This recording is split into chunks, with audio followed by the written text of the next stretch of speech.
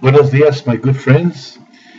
This story is taken from a series of short stories that I wrote called Los Vatitos de Coco, Antics and Other Crimes.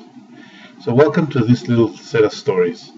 They recount the antics of Los Vatos, Los Lepes Galopines who ravaged the sleepy little village of Pirtleville, Arizona. These stories are true, based on my faulty memories of more than 50 years. Any misrepresentations or faulty memories are mine, and I offer you my apologies for any inaccuracies that you find here. If you want to send me a personal message, a complaint, or just want to cuss me out, write me at robert.velasco@hotmail.com. Enjoy the stories. This one is called, um, let's see, this one is called La Carcel de Agua Prieta, or Crossing the Line. This story is dedicated to all the guys from Douglas who managed to escape from the Agua Prieta city jail. Back in the days when this story set somewhere around the early 60s, there was always a lot of bragging by the vatos about their daring escapes from this jail. But as far as I know for sure, only one vato, El Joaquin, El Moco Lara, was the only one who actually did it. There were rumors about other kids that did it. Some kid from Broco named Danny. Did he actually do it? Well, vamos a ver. Danny sat at the curb of the Copacabana dance club and he brushed the dust off his new shoes. He should have known better than to walk all the way here from Pirtleville in new shoes, but he had no choice. He didn't have a car now that the '57 Chevy ragtop was trashed, and his mother was not about to give him a ride. Being 17, he knew everything there was to know, and he wasn't about to listen to her telling him how dumb he was to go night clubbing on foot in Agua Prieta. I don't want you crossing the line, Daddy. It's nothing but trouble over there, she had admonished. One of these days they're going to throw you in the jail, she kept on. He was used to it. She did it all the time. He had been crossing the line for years now, and nothing had ever happened. His feet hurt, and he was sure he had a few angry blisters. She was right about one thing, however. It was stupid to go out night clubbing on foot wearing new shoes. Bueno, pues, hijo, if you're going to go, at least wear your old shoes. You're going to get blisters with those new loafers you're wearing, she had warned. He was sick to death of her never-ending advice. Especially now he could feel a huge blister on his heel, and he had refused to accept the band-aids that she had pushed at him. Without thinking, he slipped off one of his shoes and started caressing his hot and tired foot. He stretched his toes open and delicious relief shot up his tired legs, through his back and into the pleasure center of his brain. If anybody had asked him why he did it, he would have said it was because it felt so good to stop. He took his own shoe off. An involuntary sigh of relief escaped his lips. The soft strains of the dance band filtered out and filled him with soft memories and desires. A million times he had seen this very scene in his dreams. He'd walk into the dance hall dressed to the nines, and every head would turn. Flicking his head rakishly to one side, he would take in the scene before him and saunter casually to Lupita's table. He'd flip a chair around and straddle it expertly and flick an ash off his cigarette, all the while keeping his eyes on the girl sitting at the next table. After a while, he turned to her and barely noticed that she was there. It would be a snap. He shuddered in anticipation. He wanted to hold Lupita in his arms, and he was going to do it whether she liked it or not. He wanted to bury his face in her soft hair and feel her breasts against his chest as he pulled her tightly to him. She slipped his shoes on and stood up deliberately. He was going to ask her to dance this time. He wouldn't back down at the last moment like he did last week.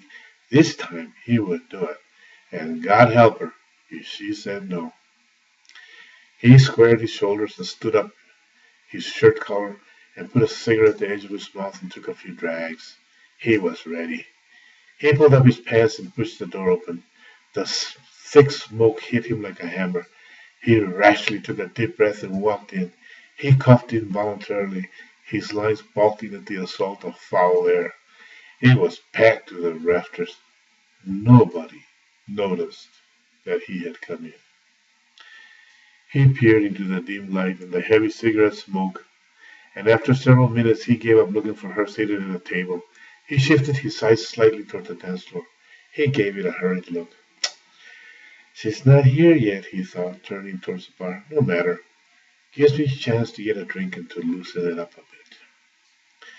He made his way through the crush of people to the bar and chanced a second look at the dance hall on the way. It was a familiar laughter, a certain sound that made him turn. His heart sank.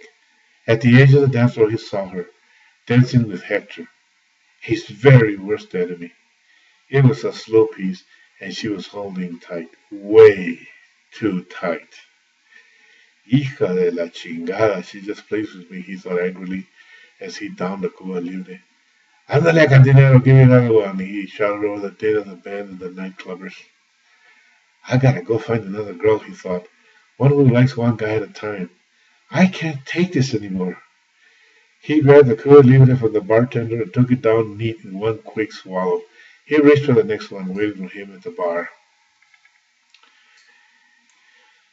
The memories of last night flooded his weakened mind. Never in his entire life had he had a sensation like that one. The memory made him shudder in stages from head to foot like a wet dog.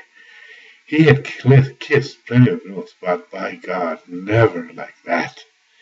She had brushed his lips with her lips softly back and forth, and suddenly, totally unexpectedly, she had pulled him towards her tightly and slipped her tongue in his mouth.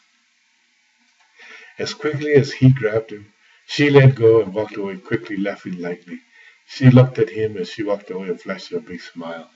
It was electric, like being struck by lightning. Dazed, he was hardly aware she had left him. You want some new drink? She said in light voice, slipping out of his arms expertly. He took a long swig of his Cuba Libre and drained it to the bottom. Without thinking, he chewed on the lemon rind and swallowed it down. He hated lemon rinds. He put the glass down and picked up another. The bartender had anticipated his mood and knew what he needed.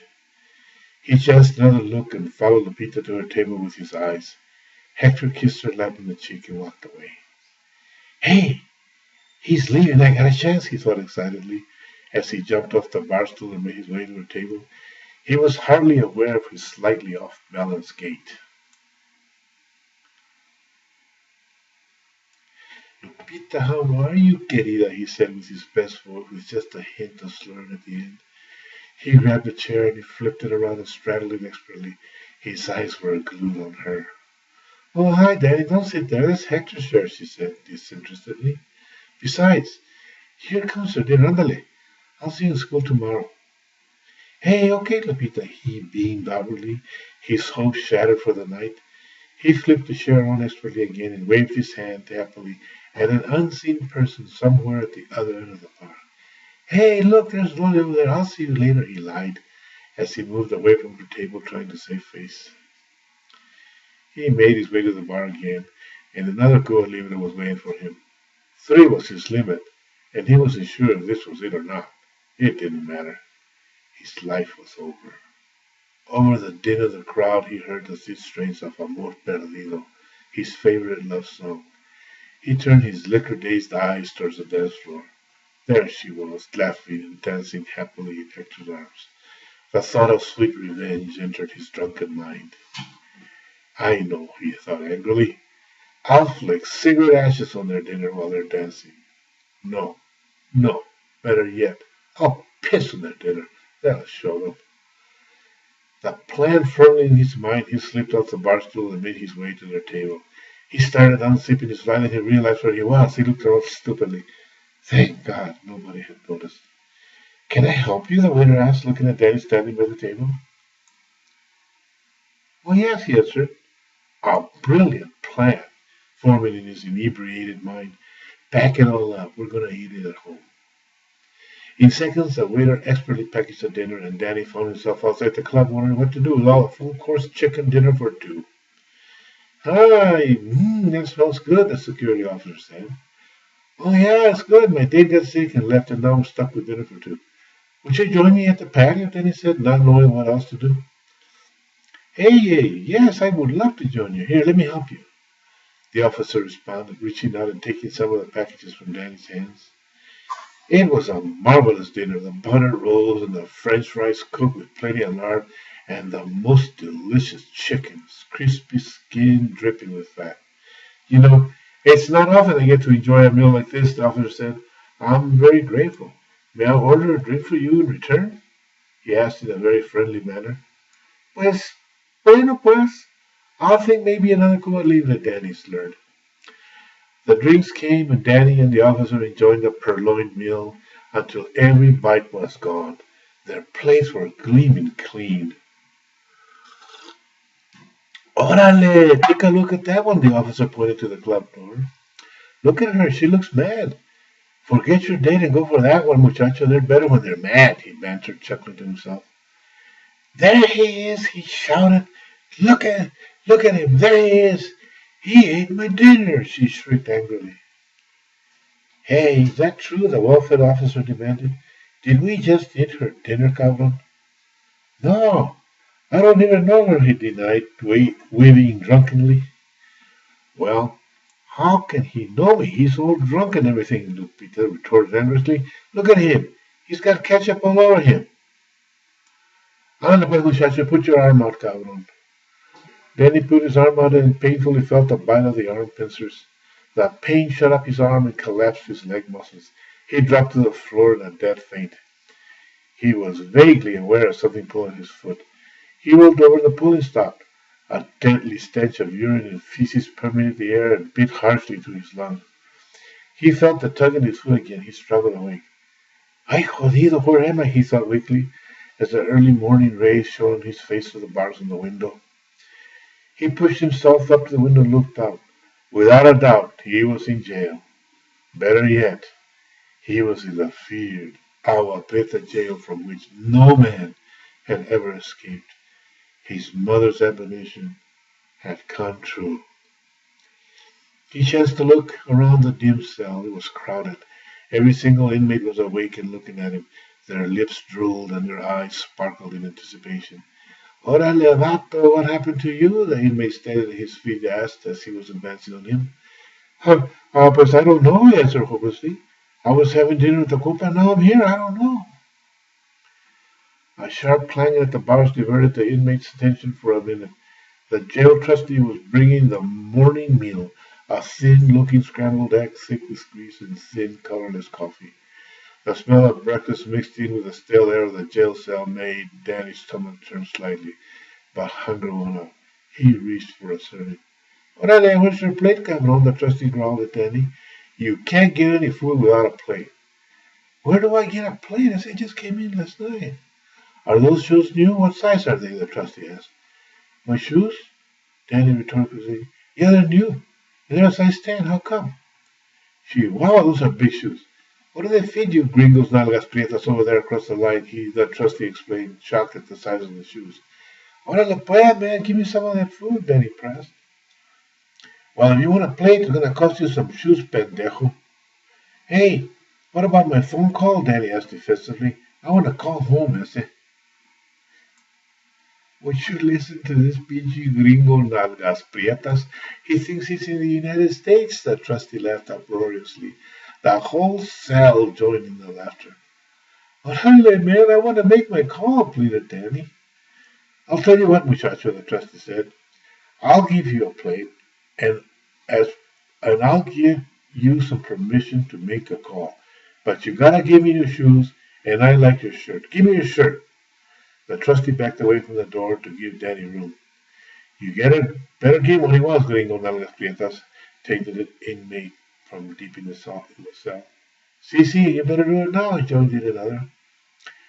Will you ask permission now? Danny asked as he handed over his shoes and a shirt. Of course, the trustee said, handing Danny a plate. He moved on to the next cell. Hey, Danny yelled out, you didn't give me any food. But the trustee was out of earshot. Several hours passed. Hey, Danny, his newfound cellmate friend said, I like your socks, I say. Do you think the trustee got permission from me? Danny answered, ignoring the remarks about the socks. I know him. I can talk to him for you if you like. Would you like? His new friend asked. Yeah, please talk to him, Danny said, as he handed over his socks. The sun slipped down over the western horizon and the night crept in. Danny paced back and forth and finally fell into a bunk and waited for the new day. The trustee gave him food the next 2 mornings. Orale, everybody out! Yelled the guard. It's time for your exercise, he ordered as he poked everybody out of the cell with his rifle butt. The air in the outside jail yard was a welcome relief from the putrid stink of the cell. Danny took deep breaths and reveled in the warm rays of the morning sun. He stretched his cramped body and joined the rest of the inmates jogging around the jail route. It felt so good to move around. The jail wall was 15 feet high and made of solid rock cemented together. The jail cells were exactly in the middle of the yard. The yard was about 100 yards long in any direction. It was escape-proof. Danny noticed on his second turn that a number of 50-gallon drums were strewn helter-skelter at one end of the jail yard. On the third turn, he noticed that the drums were now in order. He slowed his pace on the fourth path to get a better idea of what was going on. Then he saw. It was El Gigante, the biggest man Danny had ever seen, picking up the barrels and stacking them and throwing them around like pieces of a jigsaw puzzle. It was his exercise. On his fifth path, he took a quick count. There were 9 drums. Danny couldn't get the drums out of his mind all day long. He imagined them lined up, one on top of the other, making a stack about 40 feet high. Then he imagined them in a pyramid, 4 on the bottom, 3 in the middle, and 2 on top. The pyramid was about 12 feet high. The next day, Danny noticed there were several more drums than before. El Gigante was climbing on top and rolling around the yard, balancing himself on top. Before the day was out, he had them all over the jail yard. The trustee was early the next morning. "Ándale, Danny," he ordered. "The barrels all over the yard, and Gigante was let go last night. Get them all over the far wall right away. They're going to be taken away this afternoon." It was instantaneous. Danny knew exactly what to do. He eagerly rolled the barrels to the corner, the sun beating on his bare back and the gravel biting on his bare feet. He never felt a thing. The pyramid was all that mattered. By noon, he had all the barrels at one end of the jail yard. He was careful to arrange them in a helter-skelter fashion to avoid any possible suspicion. He had had it with this jail. Directly north of the jail wall lay the city cemetery. When the city was founded many years previous, the people had selected an area of land far to the south of the populated part of town. There had never been an organized method for assigning plots, and the result was that after many years of use was a helter-skelter sprinkling of graves all over the place. When a grave was needed, the Moors went down and found an empty spot and dug a hole without regard to the place, other than that the graves were dug the long way, east and west. The bodies were laid with the head to the west end. In this way, the Moors could ensure that on the day of judgment, the early departed could rise facing the morning sun. While Danny was setting his plan into action, several mourners were preparing graves for the most recently departed, and a few graves were open and ready to see their occupants. One particular grave was almost directly in line with the barrels on the opposite side of the jail wall. It wasn't quite ready yet. A young boy and a small boy stood beside the shallow grave and contemplated the work yet to be done. Finally, realizing that the grave had to be ready for the next day, the young man jumped in and started digging in the unyielding ground again. "Órale, Arturito, I've heard people say that a boy becomes an adult when his mother dies," he said cheerfully as he dug in the hard ground. "I don't know. Our mother died long ago, and I never felt like an adult before she died." Pancho paused for a minute and contemplated his younger brother. Arturito sat on his haunches with his arms between his legs and his hands on his shin. He looked down into the shallow grave without saying a word. His face was streaked by tears that had run unrestrained down his cheeks. He sniffled now and then. The uncontrollable sobbing of early in the day had now subsided. "Arturito," Pancho continued, "la verdad es que a boy becomes a man when he digs his father's grave. Yes, that's the real truth. That's what it truly is. Andale, help me. Let's become men together. Arturito jumped in without hesitation. He was too small and could only barely break the ground. Sadly, Pancho watched his little brother and helped the little boy grew tired. By late afternoon, they were finally finished. Where's Pancho? I will have to show the dirt over Papa to be a man. Will I have to do that? He asked timidly. I don't think so, Pancho answered reassuringly, feeling the real question in Arturito's mind. I only heard that a boy becomes a man when he digs his father's grave. I don't think you have to bury him, too. He put his arm around Arturito's shoulder. Gracias, Dios. I don't want to throw dirt on my father, Arturito managed between sobs and sniffles. Pancho surveyed the work they had just completed and took a cursory look around him. He noticed that several mourners were sitting vigil by their newly dug graves. There were still things to do before tomorrow, and Arturito would have to stay. Arturito, do you think you can sit vigil on Papa's grave? He asked timorously. Will I have to stay all night? Arturito asked, his voice rising slightly in alarm. Well, just for a little while. When I finish the arrangements tomorrow, I'll come back and you can go home. Pancho placed his hands on Arturito's shoulders and looked him directly in the eye. We want to guard the grave, Arturito. But why? Arturito asked, not wanting to stay in the cemetery after dark. Well, somebody will claim it as their own if we leave it unguarded. Look over there by the gate. Those people are coming to dig a grave for someone, and if we leave ours alone, they'll claim it. Do you understand, Arturito? One of us has to stay. Okay, Pancho, I will stay, Arturito said bravely. Pancho gathered the tools and started his walk back to town. Arturito watched his receding figure until he disappeared in the late afternoon light. He settled in for his lonely vigil.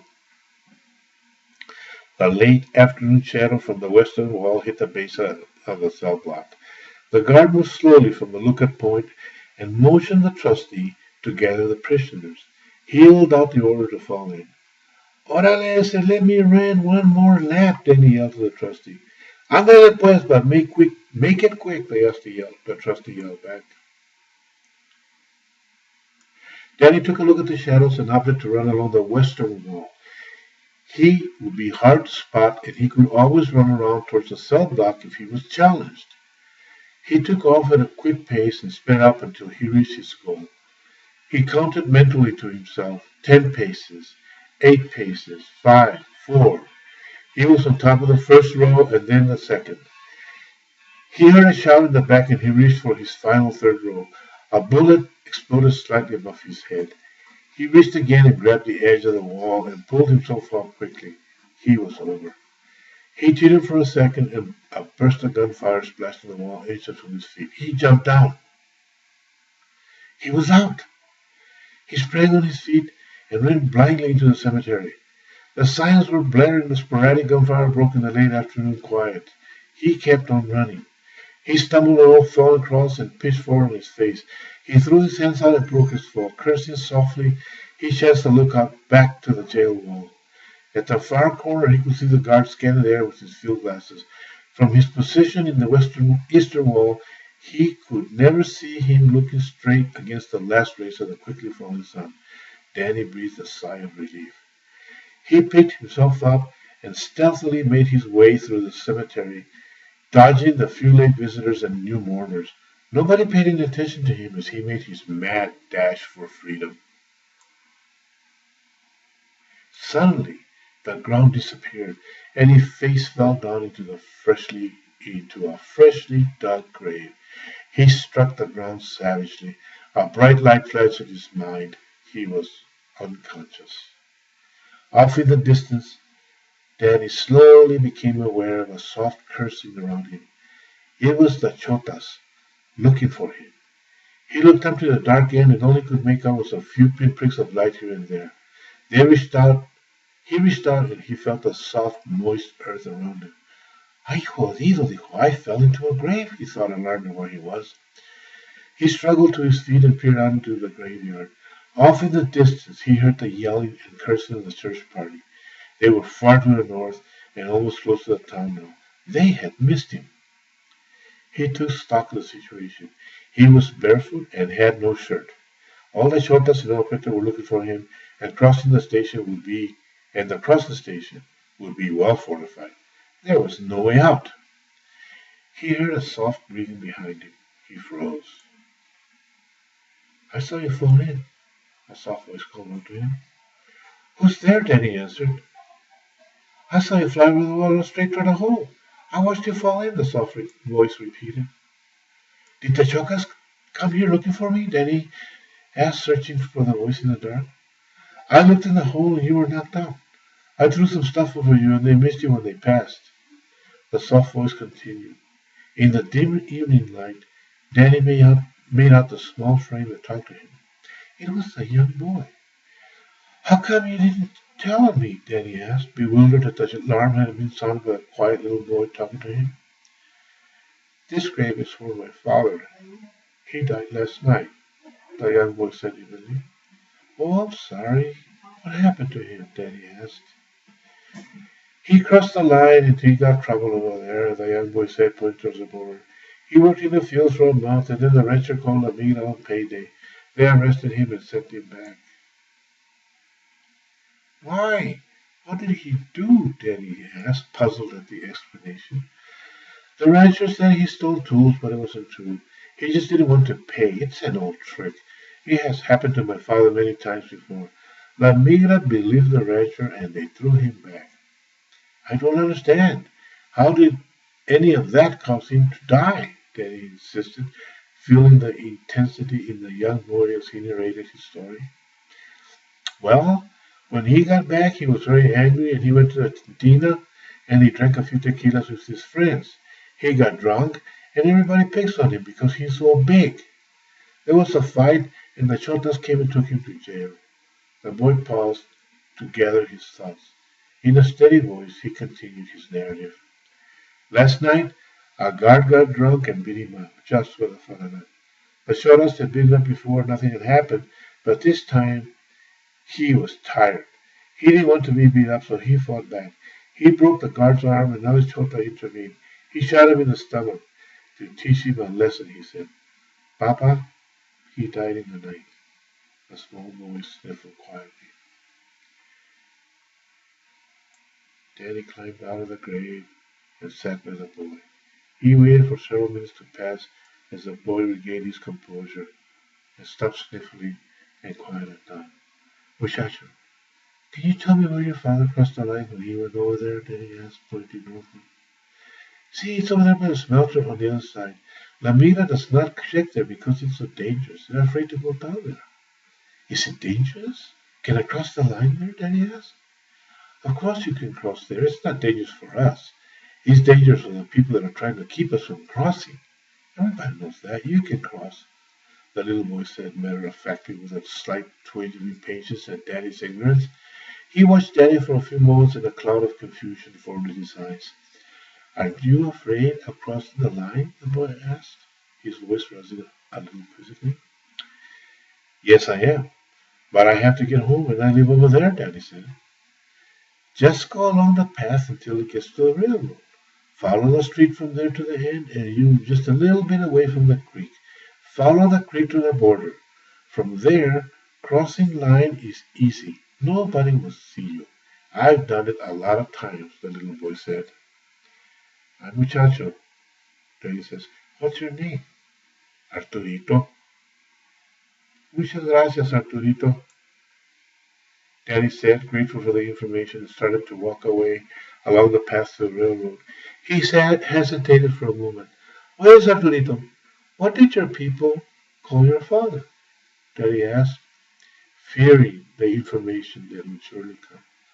His name was Arturo, but everybody called him El Gigante. Daddy got up early and slipped into the kitchen. He was glad to be home. His appetite was whetted to a fine age by his mother's fresh-made tortillas and newly brewed coffee. He flipped open the Douglas Dispatch and gave it a quick look. A short article on the back page caught his eye. The headline screamed at him, "Jailbreak in Agua Prieta." Last night, a foolish jailbreak was attempted by a crazed inmate at the Agua Prieta City Jail. According to sources inside the jail, the inmate cleverly arranged a number of 50-gallon drums against a 15-foot jail wall and made a mad dash for freedom. He managed to scale the wall and jumped into the hands of the jail guard stationed at the cemetery on the north side of the jail. After a brutal struggle, the inmate was shot and killed. An autopsy revealed that the inmate had suffered 28 bullet wounds, the bulk of them in the face and head.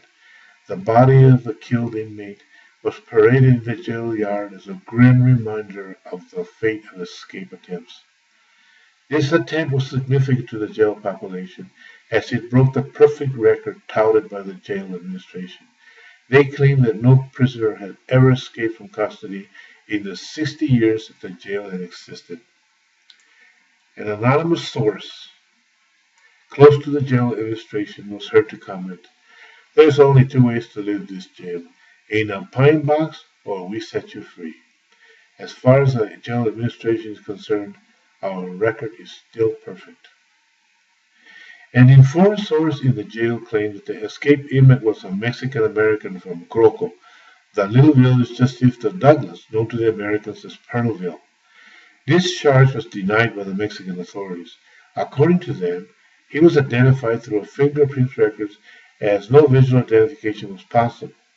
An anonymous source said that the inmate's family made a positive identification and the body was released to them for burial. A check on missing persons at the local level corroborates the Mexican claim. "Why, yes, Danny, what's wrong?" "You look like you've seen a ghost," La Jefa said, alarmed at the trembling boy sitting at her table. "No, Mama, it's nothing," Danny said, thinking that crossing the line was something he would never do again, at least for a while anyway. "Oh, and one more thing. Stealing Lupita's chicken, that was another thing he would never do again."